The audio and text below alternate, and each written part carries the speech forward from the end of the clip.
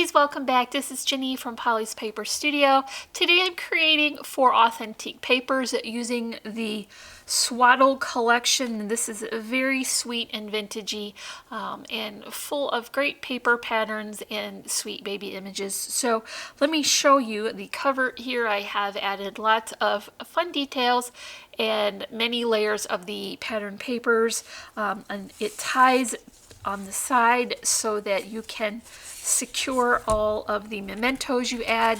This could be a card or just a small mini album. Add some pictures and journaling to these tags and larger pictures to the photo mats.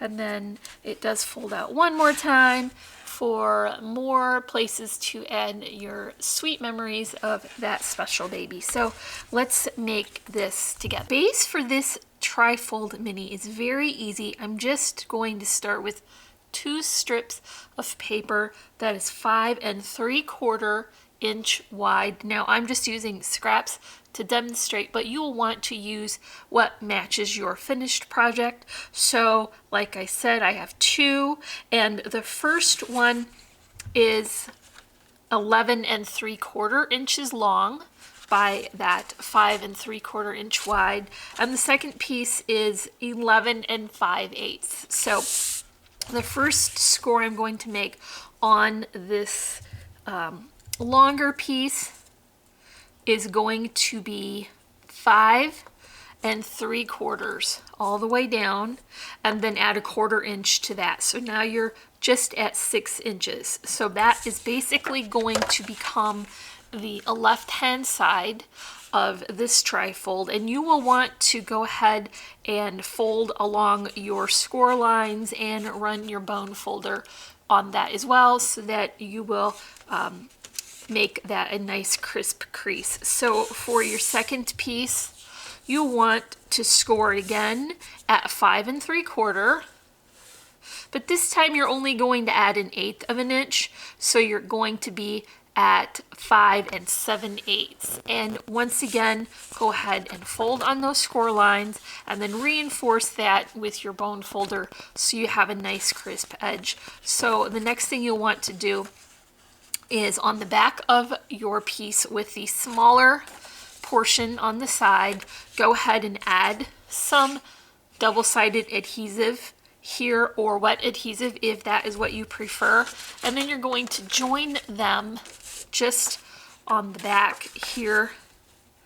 It will line right up and it will be secured, and that will create the folds to make this a mini album. So first one will fold in and have a smaller side, and then the larger side will fold in from the left, and that is to accommodate all of the layers of paper that you're adding into it. So for my finished project, I chose to go with a nice crisp white, and this is already assembled in the same fashion that I just demonstrated, and I think it will be easier to add the back on before I get started with the rest. Now I added a piece of 110-pound cardstock to the inside of the matting so that it would add a bit of structural stability to this and make it just a little bit thicker and nicer.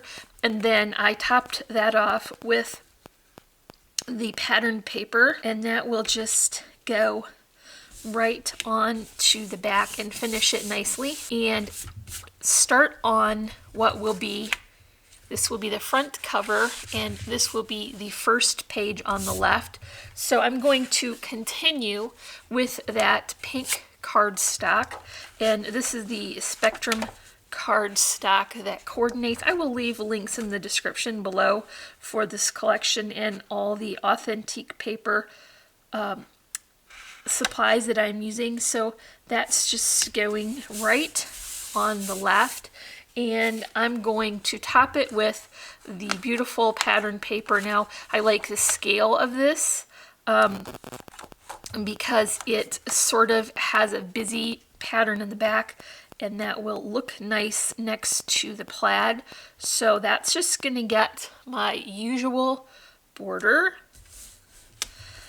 And then I have prepared this pocket. So what I did was took that plaid, cut it to size, and then added a bit more of that pink cardstock, and then I put my adhesive only on the outside so I can tuck something into that pocket, and that will go right here to finish this page. And then while I was working along, I went ahead and created a bit of a tag. So this, you could add pictures, and then really this pink is light enough you could easily write on it. So journaling could go on the back, or tuck in a gift card if this is a gift for some new parents, and I think that looks pretty cute. So the next page coming is going to be this center one. I'm going to go ahead and stay with that cardstock matting, but now I'm switching to this pattern, and it just is very vintagey and sweet and reminds me of very vintagey old baby cards. So that is going to be the background for the center page, and I'm going to top it off with a die cut doily, and this is going to act as a bit of a picture border because I'm going to top it with some additional coordinating pattern paper from the collection. So this time it's just a different scale of plaid, and I think that looks pretty cute right there. And then I'm also going to add this larger sentiment. This came from the element sheet. I have clipped this out, I shortened it just a tad so that it would fit, and then I've added adhesive only to the outside edges, because if a picture is added, I want it to be able to tuck underneath that sentiment, and that will make a very cute first page. And I can add that to my book now. I think I will flip it open and make sure that I've got that going on square, and be very careful to make sure that the sentiment is heading in the right direction, because you wouldn't want it to be upside down accidentally. So now I've got the 2 pages done. This is the 2 styles that I have for this trifold, and what I want to do is add the other 2 pages. I have prepared these ahead of time, and so they're just basically the same. Instead of the larger sentiment, I added this sweet little banner shape with the deer. And if you're following me on Facebook, you will have seen I've got some deer in my yard this time of year. They're eating the berries that the birds are dropping off the trees, and they're so sweet. So this is going to be the same basically as that first page, but now I've just kind of switched out that accent detail. Once again, I've only added adhesive to the top. So if you have a picture that you want to include, you can tuck it up underneath that and secure it so that it makes a nice finished page. So here's the last pocket for this side, and it is just the same as the first one that we made. So like I said, these are good for tucking in the picture cards that we've prepared, or you could put some smaller mementos. So here is that next card, and that will be all for finishing the inside. Now let's work on the front. So before I add any of the paper layers, I do want to include this pretty satin ribbon. It's just stitched. It has a nice subtle detail, and it will coordinate beautifully with my pattern papers. So what I want to do is lay in just a little glue so that it will tack it into place so that it won't move around while I add the next layers. So I have more of that beautiful plaid and the border of the pink cardstock, and again I added a layer of 110-pound cardstock to this. So now what we've got is a very thick and substantial and very sturdy cover. So that's just going right on top, and that will close in that ribbon and help to secure it. So this will be the base, and for the next layer I've got a companion paper. The scale is just a little different, so it works beautifully together.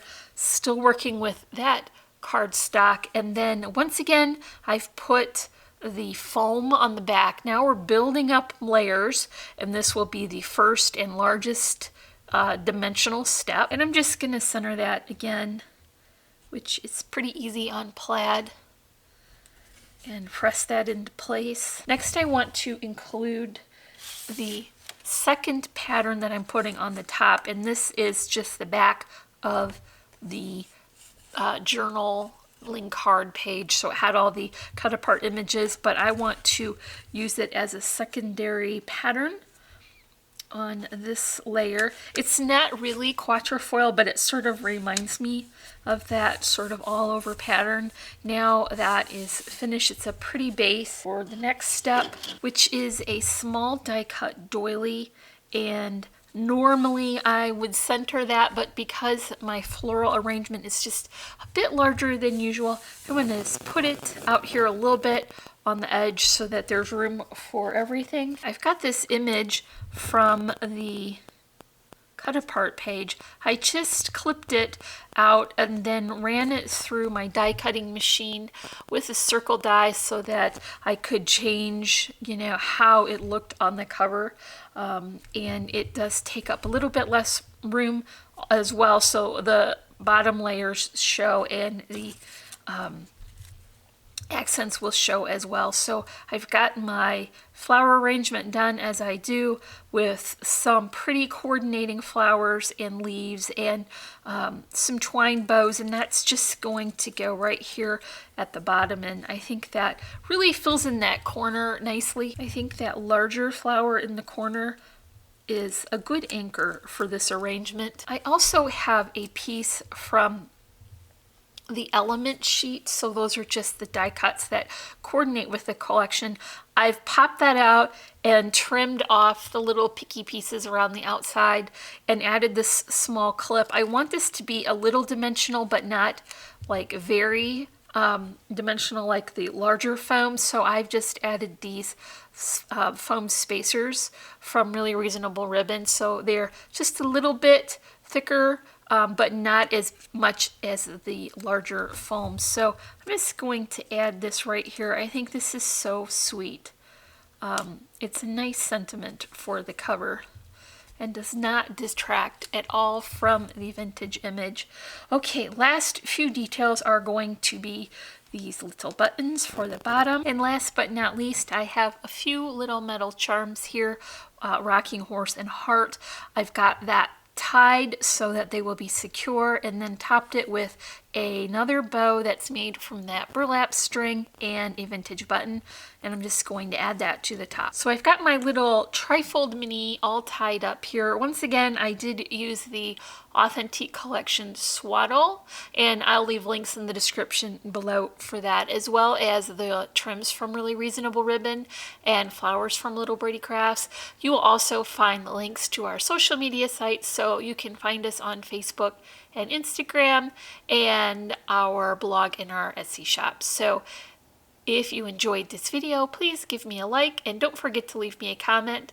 If you've not already, I would love for you to subscribe, and as always, I'm wishing you a happy and productive day, and I thank you so much for watching. Bye!